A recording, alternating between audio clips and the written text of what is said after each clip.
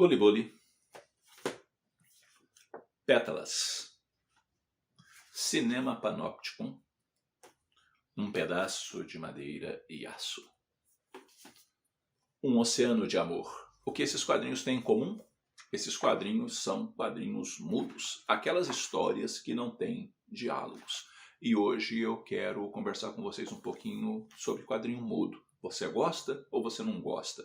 É uma forma de quadrinho que você curte? Ou é aquela forma de quadrinho que você evita a todo custo porque você simplesmente entende que precisa ter diálogos no quadrinho, os textos, senão é como se estivesse faltando alguma coisa no gibi. Enfim, quero conversar um pouquinho com vocês sobre essa questão. Sejam muito bem-vindos ao Eu Leio Gibi. O meu nome é João e hoje é dia de bate-papo quadrinístico.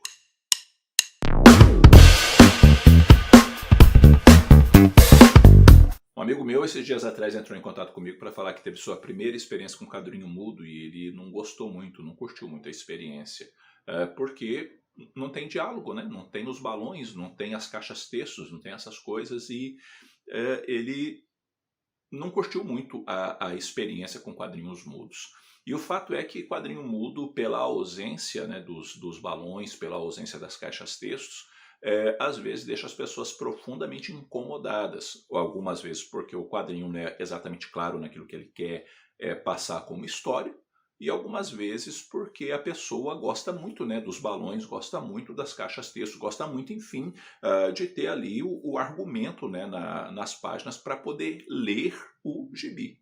E o quadrinho mudo, ele é desprovido de argumento nesse sentido, né? Ele tem roteiro e ele tem arte. O roteiro está todo ali desenhado e o que acaba acontecendo é que as caixas textos, né, e os balões são o argumento. E não tem esse argumento, você vai ter que achar esse argumento observando as imagens, você vai ter que achar essas falas de certa maneira, observando as imagens, notando o que está acontecendo ali. Senão fica muito chato e não só chato, fica tudo muito depressa, porque você vai começar a passar como se você estivesse olhando um álbum de fotos sem lá muito interesse, ou ainda, né, para quem é mais novo, olhando ali uma série de imagens no seu celular, passando uma após a outra sem lá muito interesse, porque está ali faltando um elemento que para a pessoa é primordial, os diálogos.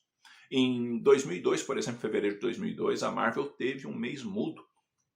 E todas as mensais da época, elas vieram desprovidas justamente dessa questão, né, dos diálogos.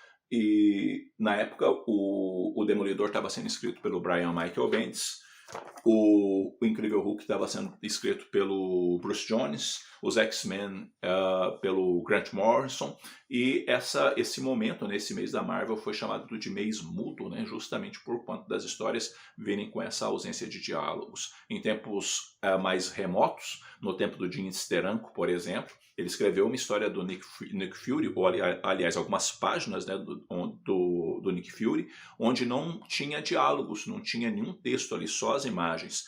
E aquelas poucas páginas deu muita confusão, porque os editores da Marvel não queriam pagar ele não, justamente porque não tinha texto.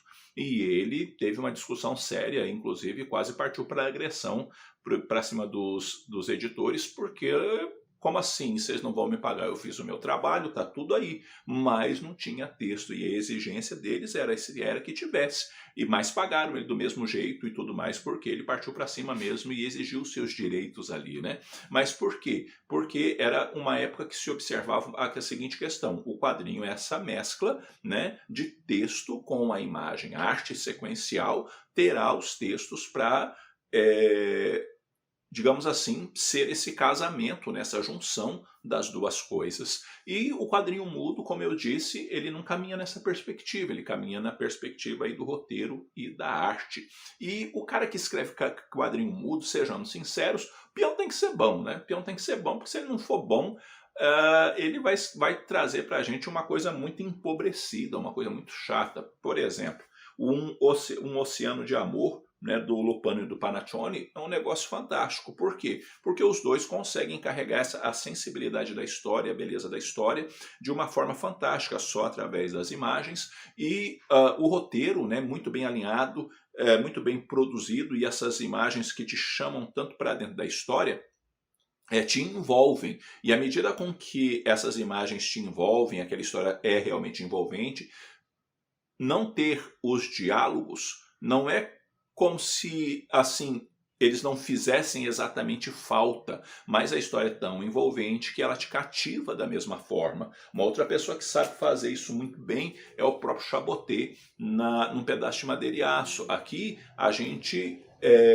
se comove, aqui a gente dá risada, aqui a gente fica assim, um tanto que tomado pelas muitas narrativas, né, que ela tem, justamente por conta desse banco que é visitado pelas mais diversas pessoas, e você vai conhecendo as histórias dessas pessoas nesses momentos que elas estão nesse banco. E o Chaboté tem a sensibilidade, a sabedoria, né, de conseguir construir isso muito bem. O Tommasotti é outro sujeito que faz isso de forma majestosa, né? Ou seja, ele é muito bom também nisso. E o que eu quero dizer com isso? Eu quero dizer com isso que o quadrinho mudo, para ele ser bom, ele precisa ter essa questão de saber imergir o leitor para dentro da história, porque senão fica complicado, né? Fica muito complicado. E certos quadrinhos mudos, eu acho que pedem diálogo,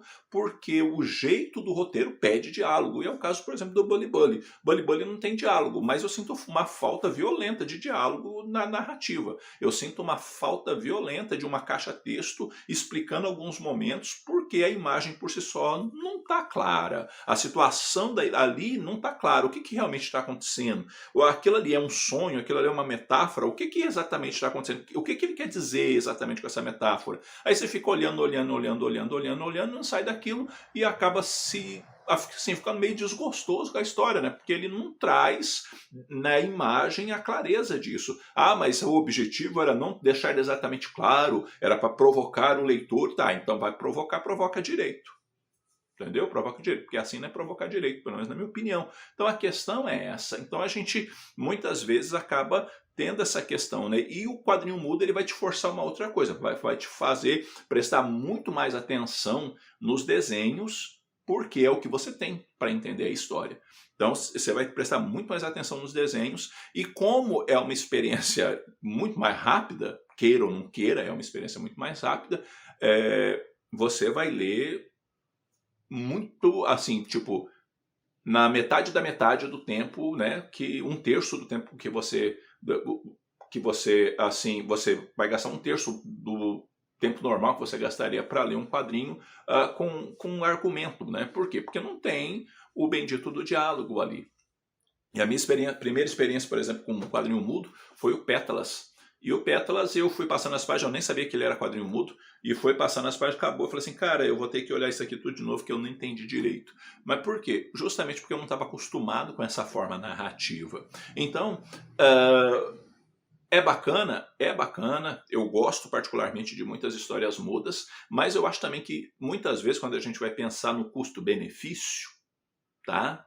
Custo-benefício, aí eu, João, se eu tiver um quadrinho mudo excelente e um quadrinho com um argumento excelente, eu vou preferir o quadrinho com argumento. Mas por quê? Porque não tem diferença de preço, tá? O quadrinho fica mais barato porque não tem os diálogos ali. O quadrinho não fica mais barato porque nele existe uma ausência de texto. Pelo contrário, ele é o mesmo preço do quadrinho que tem o diálogo. Ou até mais caro, dependendo da publicação.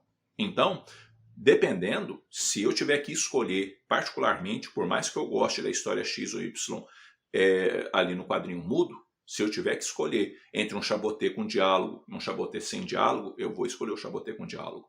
Se eu tiver que escolher entre uma história, um gibi de R$100 que tem diálogos e é muito bom, e um gibi de R$100 que não tem diálogo, eu vou optar pelo gibi com diálogo. Mas por quê? Porque é a minha preferência. É a minha preferência. Isso vai me dar uma experiência, na minha opinião, melhor com a questão do texto e da imagem. Isso vai me dar uma experiência de leitura mais longa, e isso também me faz, de certa forma, eu sentir que eu estou investindo melhor também a minha grana num gibi. porque o quadrinho mudo é uma experiência de leitura muito rápida. Então eu entendo quem não compra. Eu entendo quem não põe um tostão em quadrinho mudo, porque o cara fala, cara, eu vou estar comprando um negócio que só tem imagem, eu estou comprando um negócio que só tem desenho, e não tem texto. E é uma coisa que vai acabar ali no instantinho, e aí? Sabe? E é tão caro quanto o que tem texto. Então, se eu tiver que escolher, tá? Embora eu tenha vários quadrinhos mudos na minha estante, se eu tiver que escolher, eu vou escolher o quadrinho com texto. E não é porque eu não gosto de quadrinho mudo, é que eu entendo que o quadrinho com argumento é um quadrinho que vai me dar uma experiência melhor de leitura, vai me dar um tempo maior de leitura e, consequentemente, eu sinto que eu vou estar investindo melhor também o meu dinheiro, justamente por quanto desse tempo maior de leitura, desse tempo maior que eu posso passar com esse quadrinho, justamente por quanto disso. E, né, repetindo, a questão do quadrinho mudo, eu acho que o autor tem que ser extremamente capaz para que ele, só pelas imagens, consiga de fato imergir o leitor para dentro daquelas páginas, para ele realmente ficar interessado naquela narrativa. Porque senão o cara foge ligeirinho. E é bom o cara ser bom de desenho, até porque aí, mais do que nunca, faz sentido a questão, né? Se o desenho for ruim, eu não vou nem ir atrás. Por quê? Porque além de não ter diálogo, ainda o desenho é feio. Aí não dá para comprar o quadrinho mudo de jeito nenhum. Por quê? Porque o desenho é muito feio. Aí não tem jeito. E não tem jeito mesmo. Mas e você?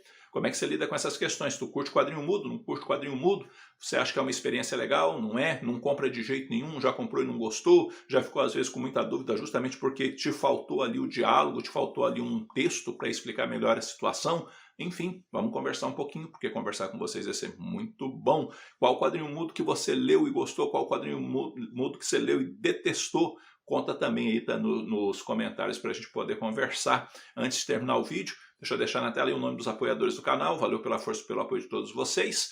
O apoio de vocês é de fundamental importância para a manutenção do canal. E se você puder se inscrever no canal, inscreva-se no canal e dá aquela força para a gente poder chegar aos 20k de inscritos aqui no YouTube. No mais, eu vou ficando por aqui. Logo eu estou voltando com outro vídeo. Um abraço forte em todo mundo. Até a próxima.